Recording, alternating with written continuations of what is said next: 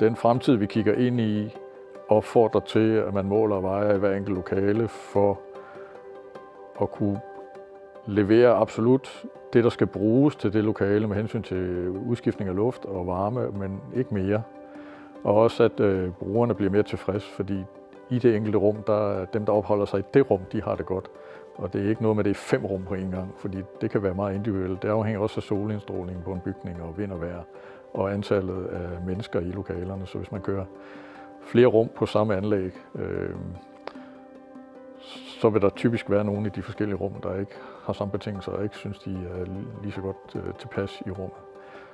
Så hvis man skal gøre det bedst muligt, så er det på rumniveau. Sådan så alle brugerne de er inde i den lille zone af betingelser, hvor de har det bedst. Vi som mennesker vi er rigtig gode til at tilpasse os noget, der ændrer sig langsomt. Så hvis du går ind i et rum, hvor der egentlig er okay, og så efter en time af ppm-niveau på 2000 på CO2, så kan vi faktisk ikke måle det, eller lugte det, eller veje det.